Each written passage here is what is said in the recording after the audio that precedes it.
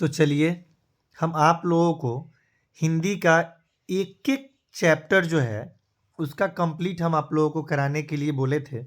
तो आइए हम आप लोगों को आज सबसे पहले पहला चैप्टर, ठीक है, जो बातचीत के नाम से आप लोग सुने होंगे, पढ़े होंगे, इसके हम लेखक परिचय से रूबरू कराते हुए और इसका एक एक क्वेश्चन का हम आंसर आप लोगों तक पहुंचाने का कार्य करेंगे। ठीक है, पहले हम लोग लेखक परिचय पे जो है ना, लेखक परिचय पे हम लोग चर्चा करें, फिर उसके बाद में हाँ इसका short answer type question, long answer type question और ऑब्जेक्टिव को भी हम लोग जो है ना क्या करेंगे, कंप्लीट करते चलेंगे। आप इस वीडियो को बहुत ज़्यादा लोड लेने की ज़रूरत नहीं है। जितना भी सब्जेक्ट की आप तैयारी कर रहे हैं, आप एकदम ईमानदारी के साथ तैयारी कीजिए। हाँ, और जब सभी विषय आपका समाप्त हो जाए, उसके बाद में आप कान में ईयरफोन लगाइए और बहुत बारीकी से जो है ना, कंसंट्रेशन के साथ आप इसको सुनिए। ठीक है, आपको बिना पढ़े, बिना रटे, बिना मेहनत किए हुए हम पूरा का पूरा हिंदी आपका कैप्चर करा देंगे। ठीक है, 100 नंबर का सवाल है, इस पे ज़्यादा फोकस करेंगे। जो भी विषय आपका कमज़ोर पड़ेगा एग्ज़ाम में, उसमें हिंदी आप लोगों को बहुत जो है ना मदद करके कंप्लीट कराने का काम करेगा।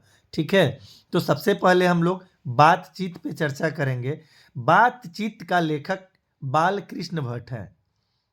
बातचीत का लेखक बाल कृष्ण भट्ट है। आप इसको अच्छी तरह से अपने ज़हन में सेट कर लीजिए। इन बाल कृष्ण भट्ट के हम थोड़ा सा इनसे हम आपको परिचय कराते हैं।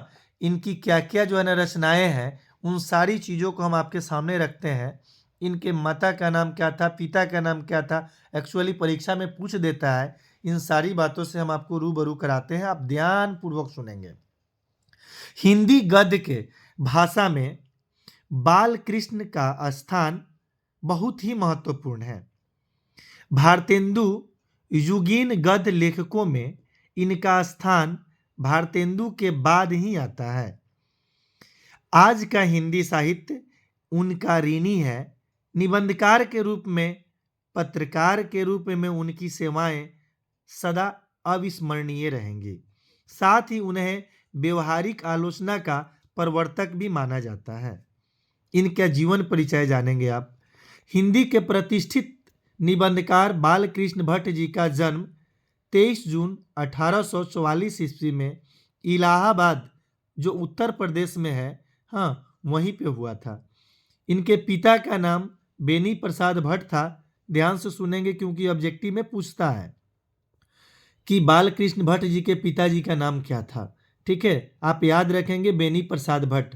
इनके माता जी का नाम पूछा जा सकता है पार्वती देवी, आप याद रखेंगे। बेनी, ये बालकृष्ण भट्ट जी के माता श्री का नाम आपको पता चल गया क्या है, आप एकदम याद करते चलेंगे। ठीक है, कल पे नहीं छोड़ेंगे। पिताश्री का नाम बेनी प्रसाद भट्ट, माता जी का नाम पार्वती देवी और इनके श्रीमती जी का नाम रमा देवी है।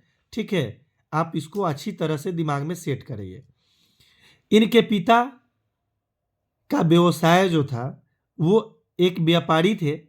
उनकी माताजी एक सुसंस्कृत और सफल गृहिणी थी, जिनका योगदान बाल कृष्ण भट्ट जी को आगे बढ़ाने में, शिक्षा के प्रति लगाव और उत्सुकता को जगाने में सबसे महत्वपूर्ण योगदान बाल कृष्ण भट्ट जी के माता श्री पार्वती देवी का था। शिक्षा दीक्षा इनकी जो है संस्कृत के अध्ययन से हुआ। ठीक है, और 1867 ईस्वी में प्रयाग के मिशन स्कूल से ये हाई स्कूल की परीक्षा उत्तीर्ण किए थे। अब व्यवसाय में आप आ जाएंगे इनके, तो प्रयाग के मिशन स्कूल में ही बालकृष्ण भट्ट जी ने 1869 से 1875 तक अध्यापन का कार्य किया, पढ़ाने लिखाने का कार्य किया। फिर 1885 में प्रयाग के ही CAV स्कूल में संस्कृत अध्यापक के रूप में कार्य किए।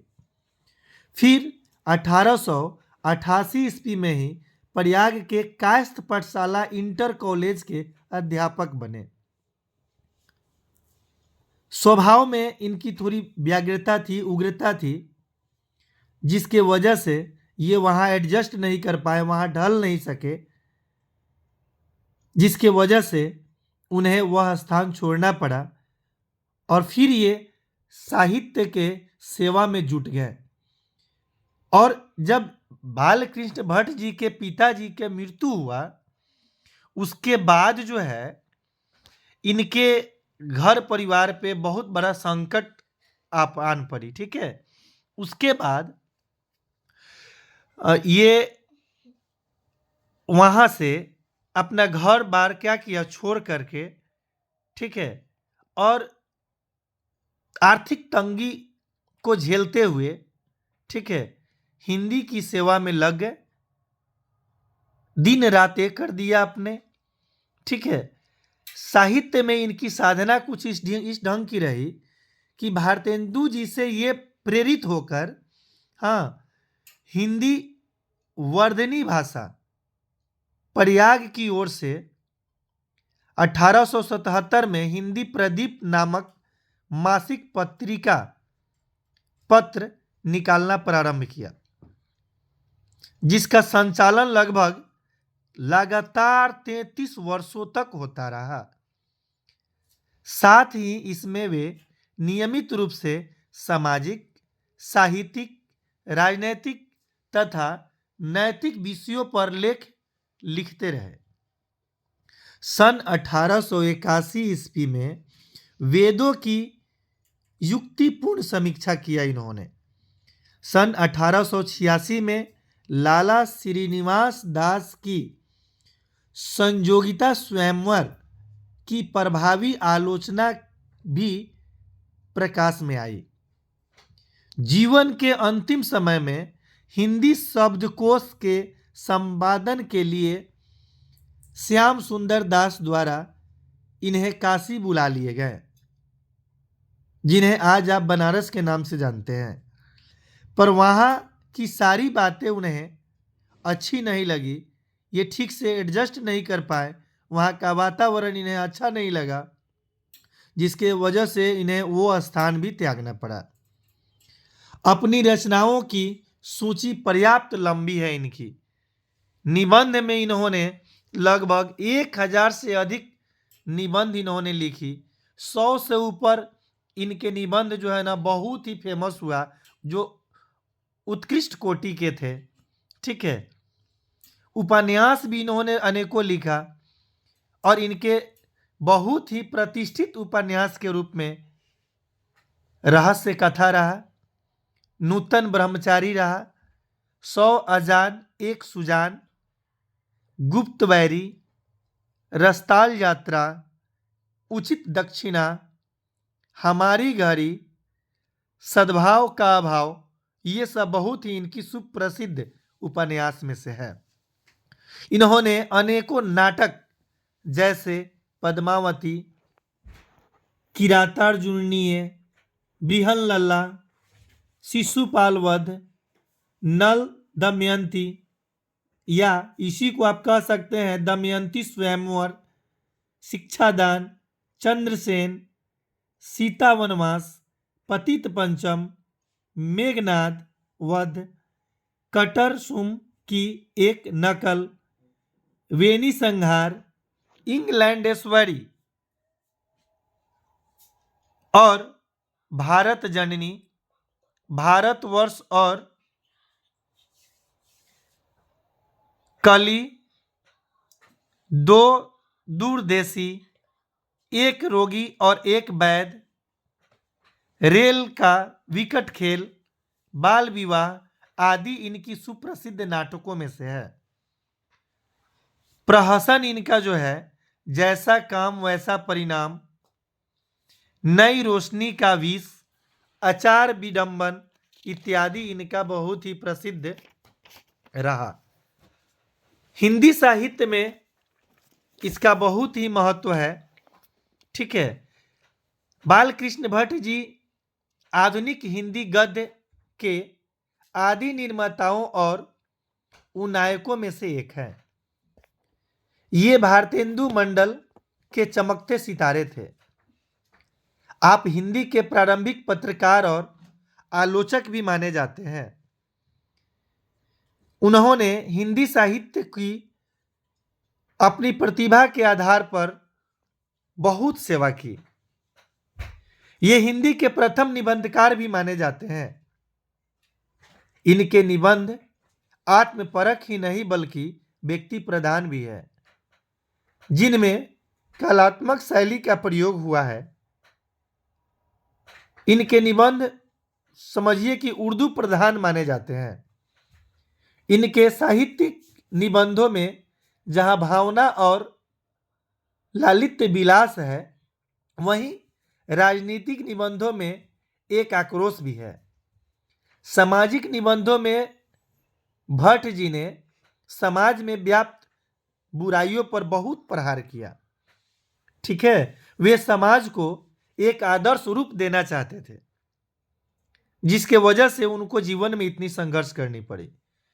इनकी भाषा शैली जो थी, भट्ट जी एक प्रबुद्ध निबंधकार थे। इनकी भाषा जटिल थी बट व्यवहारिक भी थी, परिष्कृत एवं परिमार्जित भी थी। इनकी भाषा भावानुसार थी, सरल होते हुए भी गंभीर भावों की अभिव्यंजना में पूर्ण समर्थ थी। शैली बड़ी प्रभावी थी इनकी, वर्णनात्मक, भावात्मक, व्यंग्यात्मक। व्यंग्यात्मक समझ रहे हैं ना, व्यंग जिसे आप कमेंट कहते हैं, नहीं, व्यंग्यात्मक और विवेचनात्मक यानी विवेचना करने योग्य शैली का प्रयोग करके भट्ट जी ने अपनी भाषा शैली को एक नया स्वरूप देने का कार्य किया है। अब हम लोग इस पाठ का सारांश देखेंगे कि बालकृष्ण भट्ट जी ने अपनी इस बातचीत जो पाठ है, अध्याय है, इसमें इसको हम संक्षिप्त में आपको बताने का कार्य कर रहे हैं। इस निबंध में भट्ट जी ने परमात्मा द्वारा प्रदत्त वाक शक्ति का सही प्रयोग करने की प्रेरणा दी है। यह वाक शक्ति मानव के पास ही है। यदि यह मानव के पास न होती तो पता नहीं सृष्टि का संचालन कैसे होता। ऐसा अनुभव होता जैसे ये सारी सृष्टि गूंगी हो चली है। सब लोग लुंज पुंज जो है अवस्था में जहां तहां बैठे होते, किसी को किसी से कोई मतलब नहीं होती, न कोई आचार होता, न कोई व्यवहार होता, न कोई किसी के भावनाओं को समझ पाता। इसलिए ये बातचीत के माध्यम से हम अपने भावनाओं को, अपने विचारों को, अपने सोच को एक दूसरे तक पहुंचाने में सफल हो पाते हैं। भट्ट जी ने बातचीत के कई तरीके भी बताए। अब घरेलू बातचीत मन रमाने का ढंग है। उनके अनुसार व्यक्ति को भोजन, जल आदि की जिस प्रकार से आवश्यकता पड़ती है, उसी प्रकार बातचीत भी बहुत ही आवश्यक है। जो भी भाव जमा रहता है वह बातचीत के माध्यम से साफ हो जाता है। जो भी मन में एक दूसरे के प्रति आप क्या सोच रहे हैं, क्या आप समझ रहे हैं, जब तक आपकी एक दूसरे से बात नहीं हो पाती है, शब्दों का आदान प्रदान नहीं होता है, आप गलतफहमी में भी कभी कभी रह जाते हैं। बातचीत न करने से बहुत सारा चीज का क्लियरेंस नहीं हो पाता है। बातचीत को भट्ट साहब ने बताया कि यह एक ऐसी माध्यम है जिससे बहुत सारी नकारात्मक सोच जो होती है वो भाप की तरह बनकर क्या हो जाती है, उड़ जाती है, और चित्त जो है, मन जो है, हल्का हो जाता है। आनंद में मग्न भी हो जाता है। बातचीत का भी एक खास प्रकार का आनंद होता है। बातचीत का एक खास तरह का मजा होता है। जो व्यक्ति बोलता नहीं है उसके गुण प्रकाश में भी नहीं आ पाते हैं। बेन जॉनसन की मान्यता है कि बोलने से ही मनुष्य के रूप का साक्षात्कार होता है, और यह हकीकत भी है। बातें करने से ही आपकी वास्तविकता क्या होती है और आपके अंदर छुपी हुई जो क्षमता है, कार्य क्षमता है, वो बाहर आ पाती है। यूरोप के लोगों में बातचीत का हुनर है, जिसको आर्ट ऑफ कन्वर्सेशन के नाम से भी जाना जाता है, यानी बातचीत करने की कला। ठीक है, इससे शॉर्ट और लॉन्ग आंसर टाइप क्वेश्चन में ये बहुत मदद भी करेगा। ये वर्ड आप याद रखेंगे, आर्ट ऑफ कन्वर्सेशन। हाँ, बातचीत करने की कला। इस प्रसंग में ऐसी चतुराई से प्रसंग छोड़े जाते हैं कि अत्यंत आनंद की प्राप्ति होती है। हिंदी में इसका नाम, हिंदी में बातचीत को सुहृदय गोष्ठी कहते हैं। सुहृदय गोष्ठी कही जाती है। आप याद रखेंगे, यह वस्तुनिष्ठ प्रश्न में आपको बहुत मदद करेगा। बातचीत का उत्तम तरीका यही है कि वह एक प्रकार की शक्ति पैदा करे। व्यक्ति अपने आप बात कर लिया करे। बातचीत में अर्थपूर्ण वाक्यों का बड़ा ही महत्व है। इसलिए बातचीत जरूरी है, और बात भी ऐसा हो कि किसी के मन को मोह ले। क्योंकि बात ही एक ऐसी चीज होती है कि आप किसी को बहुत ही क्या प्रफुल्लित कर सकते हैं अपने विचारों से। आप उसके अंदर तक प्रवेश कर जाते हैं। और बात ही एक ऐसी बात होती है कि बात बात में बहुत कुछ हो जाती है। इसलिए आप बात करें, परंतु ढंग की बातें करें। ठीक है, बेढंग की तरह बात करना भी बात करने का कोई औचित्य नहीं होता है। इसलिए ये इस पाठ का सारांश हम आप सबों के समक्ष प्रस्तुत कर दिए। अब हम लोग इसका क्वेश्चन आंसर करेंगे, लेकिन नेक्स्ट वीडियो में आप लोग तैयार रहेंगे। ठीक है, इसका वस्तुनिष्ठ प्रश्न भी, लघु उत्तरीय प्रश्न भी और दीर्घ उत्तरीय प्रश्न का भी वीडियो ठीक इसके बाद में डाला जाएगा। आप इस चैनल को देखते रहें, सब्सक्राइब कर दें नहीं किए हैं अभी तक तो, लाइक करें, शेयर करें और कमेंट करके ज़रूर बताएं कि आपको ये वीडियो कैसा लगा। बहुत बहुत धन्यवाद आप सभी का।